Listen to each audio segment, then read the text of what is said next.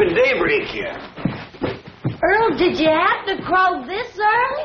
You did fine, Earl.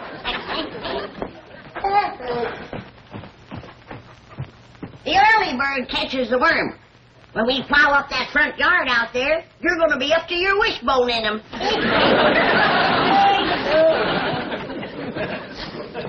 You'll start plowing the first light of daybreak.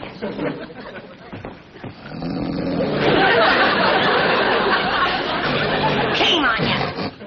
City living has made you soft and lazy. Now get to your feet before the whole morning is wasted. It's already past 4 o'clock. 4 o'clock's powerful early. No, not when you have the whole front yard to plow, and corn to plant, and taters, and turnips, rutabagas, and onions, and oats, and barley, and watermelon. All right, Granny, all right. Now, you get in the kitchen and get some breakfast on the table, and we'll be in directly. See that you do. Let's eat us a good big breakfast, Jethro, because you and me's going to be pulling that plow. Paul?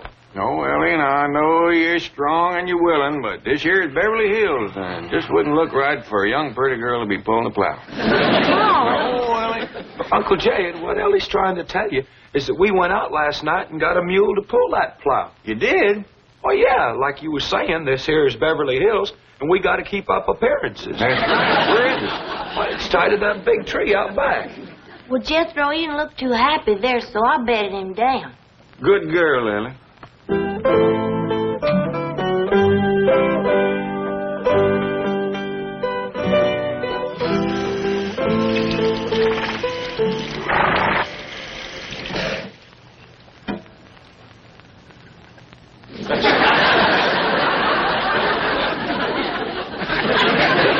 I didn't see no mule laying on the floor. Couldn't have seen a mule laying on the floor. There ain't no mule to see.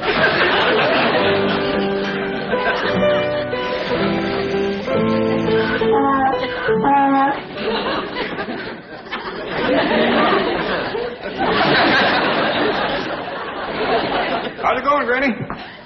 Oh, just fine, just fine. Jed, did you notice anything unusual about the kitchen this morning? Nope. Unless you mean that mule sleeping on the floor over there. Oh, praise be, Jed. I thought I was having visions. Who brought him in here? You know as well as I do who's always bringing outdoor critters indoors. Well, see if you can get him back outdoors again. I don't cotton to mules laying around my kitchen. Tain't neat. I take care of him. Now then, young feller, if you'll just come along with me quietly. Don't rile him, Jed. I got kicked by a mule once. I want to tell you, it's smart. Granny, can I help you? You can help your pa get that mule out of here. You sure can. You won't move for me. Well, y'all just stay here and I'll talk to Nelson. Nelson? Come on, Nelson. If she could just talk to folks the way she talks to critters, we'd have us a politician in the family. Well, get that mule bed out of here and wash up for breakfast, all of you.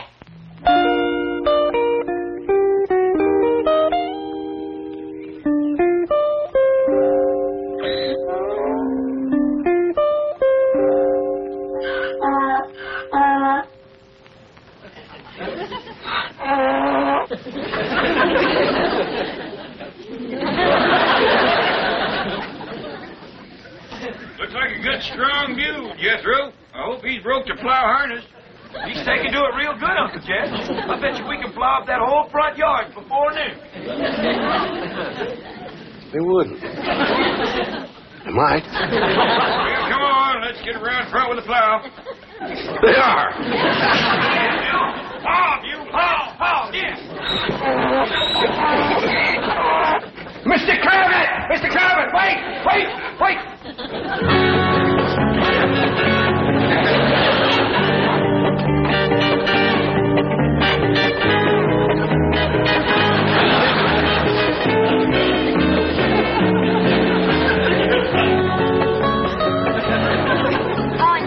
Bringing the plow. Want me to stick the rest of these in the ground for you? Yes, Ellie. This being the dark of the moon, we'll plant the things that grow underground first, like our taters and our turnips and our onions and our beets and our radishes. Then comes the light of the moon, and we'll plant our corn and our beans and our tomatoes. Gee, Granny, you know more about farming than anybody.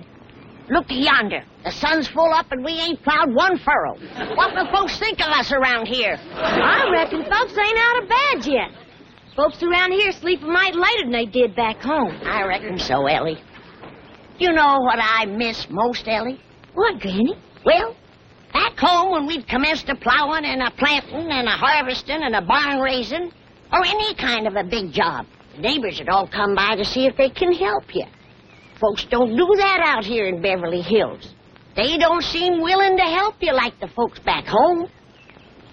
What is, Granny? Look who's coming on the run.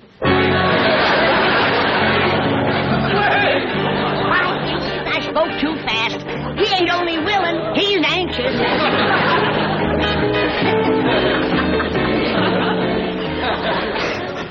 Oh, howdy, Mr. Drysdale. Is them your work clothes? So, Ellie, and just because you're such a nice neighbor, I'm going to let you plow the first furrow. But unless you've got tough feet, you better put on some shoes. Granny. Ellie. Please. He is anxious. I'll go see what's holding up the men folks with the plow. It ain't no use, Uncle Jed. This here mule's done made up his mind. He gonna sit for a spell. Yeah, knowing mules like I do, we might as well set for a spell, too.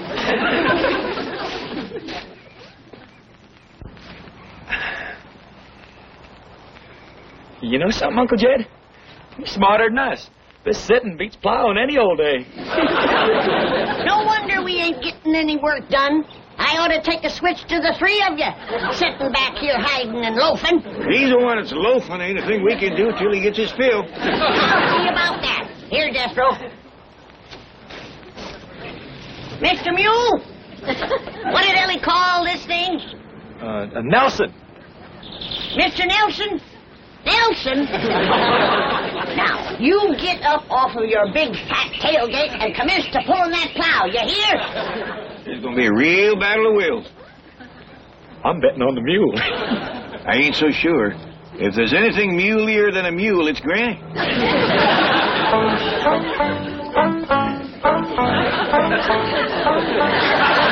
Granny? Ellie, May, you busted the spell. Another minute and I'd have had that fella buffaloed. What's the trouble, Ellie? Mr. Drysdale said if we go to plowing up that front yard, a whole neighborhood will come storming over. Well, that's dandy. We got enough work for all of them. Well, I think you better have a talk to him, Granny. Sure is stirred up. All right, but you get that mule on his feet. Nelson balking again, is he? That's a fact.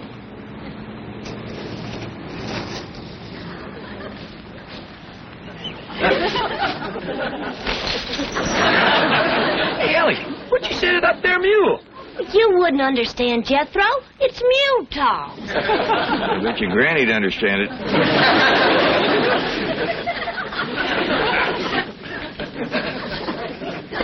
Hold on there. What are you doing? Granny, you can't grow things like turnips and onions here in front of the house. That's turnip and onion soil if I ever tasted it. You can't grow anything. There's a zoning ordinance here. Now you tell me. I already swallowed it. Bless you. Thank you. Granny, you don't Bless you again. You better get some shoes on your feet. Hi, Mr. Drysdale. Hey, Ellie got the mule up, Granny, and Uncle Jed will be here with the plow directly. Bless you. I've got to get home and get some clothes on or I'll catch pneumonia. Promise me you won't do anything until I get back. I've waited as long as I'm going to wait. Jethro, you take him in the house and put some shoes on him and some dry clothes. Okay, Granny. Come on, Mr. Drysdale. No! Hey, you better never say no to Granny unless you hide one standing.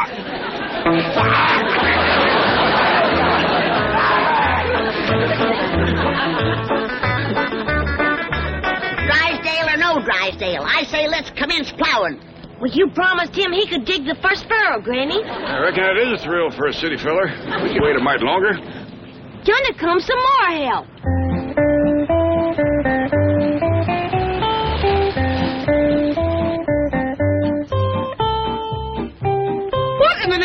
Secretary Freeman are you doing? Fixing to plow and plant. What does it look like we're doing? That's what it looks like you're doing. Oh, thank goodness I got here in time. You city folks are willing, but you sure don't know how to dress for plowing. Does Mr. Drysdale know about this? Oh, yeah, we was waiting for him to plow the first furrow. And we ain't gonna wait much longer. Granny, yonder he comes. Don't start it! Don't start! Don't start it! Don't start!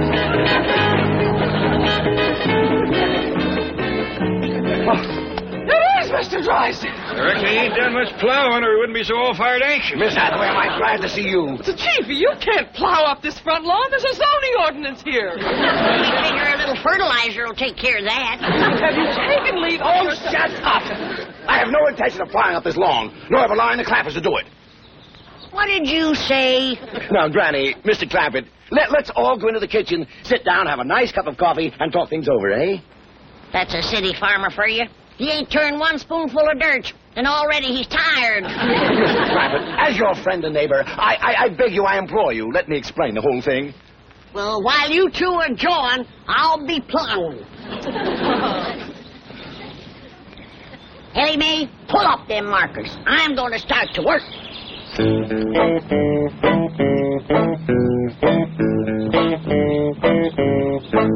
Giddy up, mule! Ah, let's go!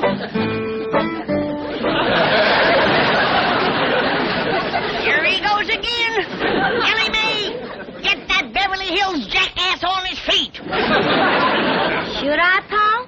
Well, Mr. Drysdale seems right in earnest. Reckon a little confab first won't hurt nothing.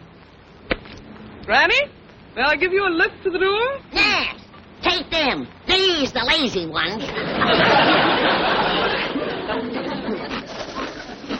But, Mr. Drysdale, we done scouted the whole estate and that piece of land out front. That piece of land out front there. Jethro, that's the third breakfast you've had this morning. Well, Uncle Jed, plowing gives a fellow an appetite. But you ain't plowed none yet. Oh, I know, but we've been talking about it since 4 this morning, and it's got me starving. Well, take it into the pantry. You're making more noise than a heifer going through a dry thicket. Gee whiz, just because a fella gets hungry talking about plowing, you got to throw him out of the kitchen. Why don't you ever talk about Ellie Mae? She eats just as much as I do. You got to pick on me. No, I try my best. Well, now, as I was saying, that piece of ground out front is the best on the whole place for gardening. It's nice and level. It's got no stumps or brush to clear. It's handy to the house, and it's handy to the street. So as Granny can set up a little stand and sell some of the stuff she growed. Well, I reckon Mr. Drysdale got up a mite too early for a city fella. Ellie Mae, give him some more coffee. Mr. Clampett, your neighbors in this lovely and exclusive section would never accept such action. They would originate petitions. They would bring legal proceedings. They would take every means to protest vigorously and vociferously.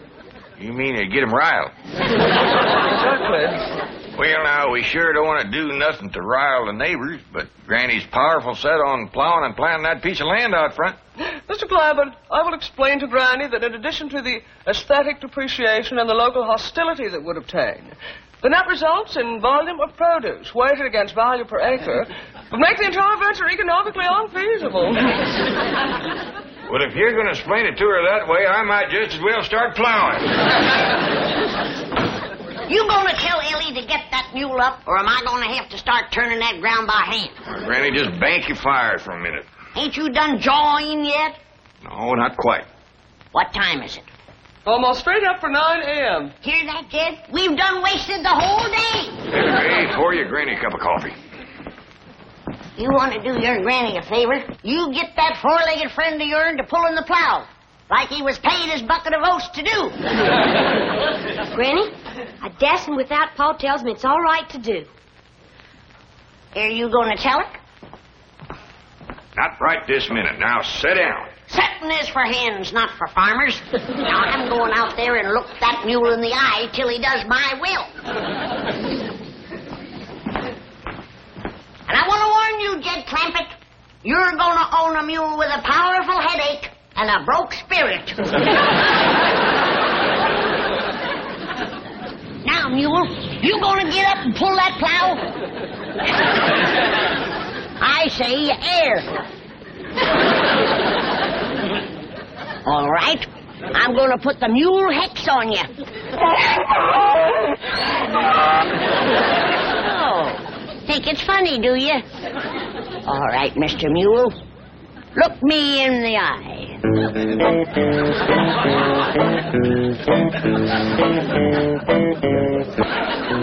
I hope your field trip idea works. That little woman out there is harder to convince than a bank examiner. Don't worry, Chief. I shall carry the message to Garcia, or in this case, to Granny. Well, I'll change clothes and get down to the bank. Lots of luck. Now then, shall we put Granny in the front seat with me? Well, I kind of favor the back seat twixt Jethro and me. I figure maybe we got the best chance of holding her in the car. Yeah, because Granny ain't going to take this sitting still. That's a fact.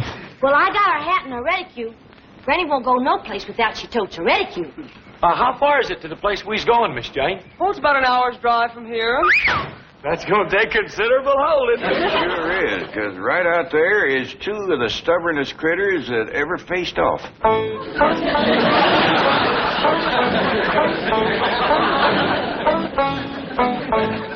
You're getting a headache.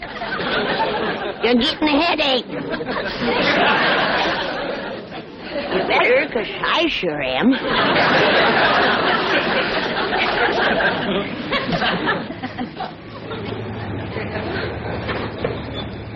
Come on, Granny, we's all going for a ride. Well, if that don't take the roof off in the barn. Loafing isn't bad enough. Now it's joyriding on plowing day. It ain't exactly joyriding, Granny. We got something to show you. Indeed we have, Granny. This will be a ride you'll never forget. That's for sure, because there ain't going to be no ride to remember. The pleasure is considerable if you come, Granny. Miss Jean's going to show us all about gardening and crop raising. That'll be the day when a city woman can show me. Jethro, I reckon in order to save time and palaver, you'd best fetch Granny along. Granny, you know I got to do whatever Uncle Jed says. Come on, Granny. You have yourself a good time till we get home. There's lots of food and water, and you can go for a swim in the cement pond if you want to.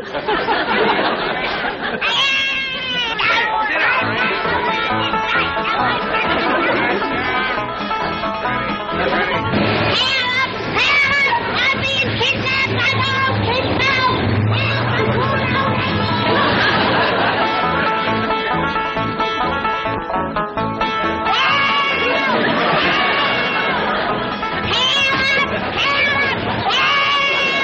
Granny, quieten down. Not me if I'm going fight.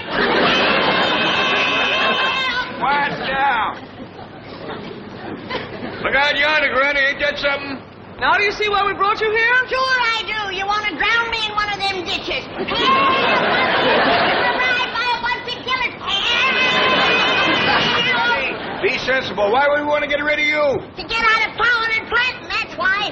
I'm the only one that hasn't been spoiled rotten by city living. And you don't want me nagging your conscience. This was my idea. To show you how unnecessary it is to plow and plant. Look out there. These people make farming their life's work. By their efficiency and modern methods, they raise better crops and more of them than you and I could ever hope to. Speak for yourself, city woman. Now, there ain't nobody so wise that they can't learn something new. Well, don't expect me to learn them. Look at them, planting corn at the dark of the moontime. I'd like to see their faces when nothing comes up. Granny, the modern farmer is so efficient that each one feeds 28 people. Now, you hear that, Granny? You don't want to put men out of work with families that big.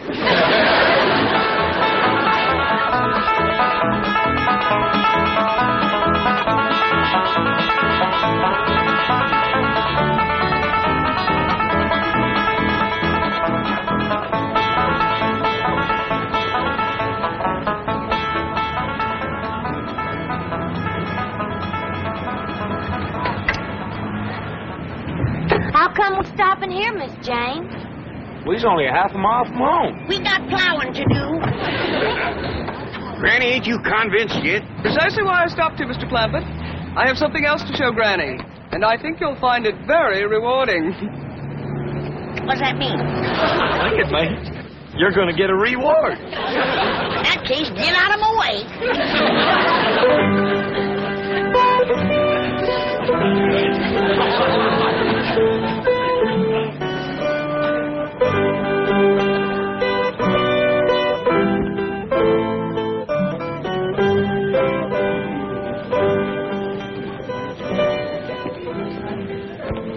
Now, Granny, while the others are exploring the rest of the market, I want to show you how unnecessary it is to plant a garden. Look, could you grow a watermelon like that? That's a watermelon? Yes. Back home, that'd be a cucumber. Serious. But I must admit, that's the biggest cockleburr I ever did see. Granny. I'd sure hate to comb a mess of them out of a mule's tail. Granny, this is a pineapple all the way from Hawaii. In fact, there are fruits and vegetables here from all over the world. Come on. Ah. You know what this is? It looks like a hairy hickory nut. It's looking back at me. This is a coconut from the Philippine Islands. And over here are bananas from Central America. And here are nuts from South America. Well, that's one thing they don't have to bring to California. Nuts. Granny, you just won't take me seriously, will you? Well, everything's so mixed up out here. It's got me discombobulated. Now, everybody knows that you plant turnips on July the 25th. But out here, you can't tell the difference betwixt July and October. Well, why bother to plant them all when the best in the world are here at your fingertips? Look at these turnips. Well, now you got me beat. I once growed a double turnip, but I never pulled 4 out of one hole.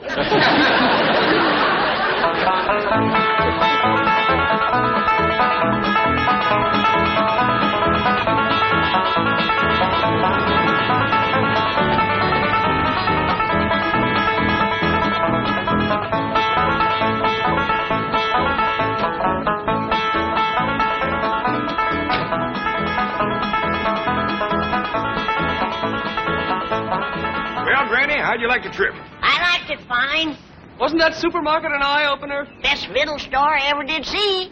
Wonderful. Now let's get busy and start plowing. But, Granny, I thought you done give up the idea of growing your own victuals. I did, till I went through that thing they call the checkout stand where you pay for what you got. Well, I went through one of them. I thought it was pretty fair. Well, by dingies, when I can't buy a sack of victuals for $5,000, then I'm going to start growing my own. $5,000? Cold cash, my life savings. I handed that girl $5,000 and she handed it back to me. Said it wouldn't buy nothing.